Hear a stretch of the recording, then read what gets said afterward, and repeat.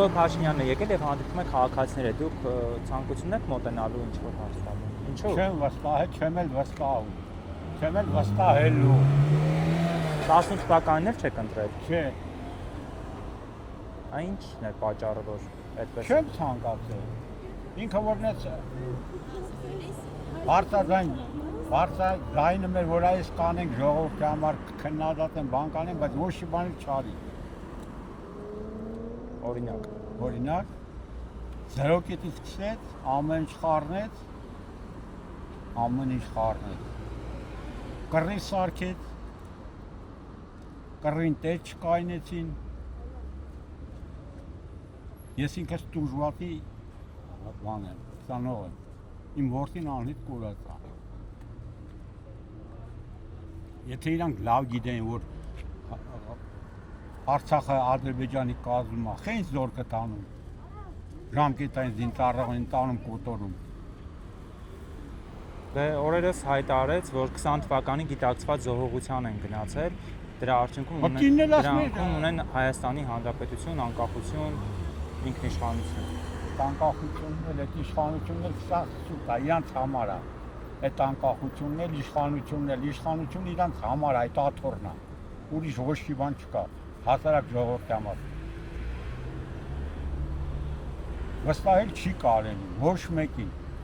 Հիմա ասում է, որ խաղաղություն է բերել, ավելին քարտեզ է բաժանում այդ քարտեզից։ Ինչ խաղաղություն։ Հավատում եք։ Դա փափուկ բարձ է։ Ասում է, եթե չընտրվեն, մեծամասնություն չլինեն, պատերազմ կլինի։ Դե թող ինքն էլ էթա կռվի իր կանգա տղու հետ։ Իր տղուն գնաց փրկեց։ Բա մեր երեխեքին քիչ փրկեցին։ 5000 հոգու տարան պարկացին երրաբլին։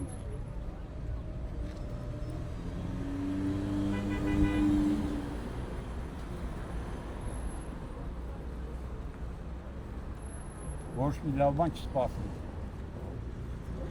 խանդողներից։ Ձեր տղան ինչպես էր գնացել։ Իմ տղան ծառայել է ժամկետային զինծառայող Քիսյանի զորակայանի բանում։ Հանդից տարել են ուտել չեն կայնել, դավաճանել են ճանապարհին։ Ասում են Քիսյանի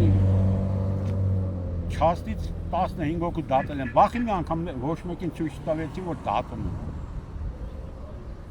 Անցած տարի մարտի 30-ին ես անձամբ գնացել եմ Ալբանի ժողովում,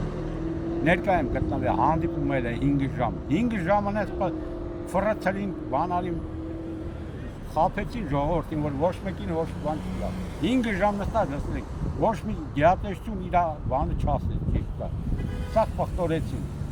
Հարցերը աղաղաղում էին, մեկը մեկի հետ։ Ինչ վստահից դա։ Այսինքն ձեր որդին մեկնել է ռազմաճակատ եւ անհետ կորել է, մինչ օրս լուր չունեք, ճիշտ հասկացա։ Ժամկետային զինծառայող է, անհետ կորած։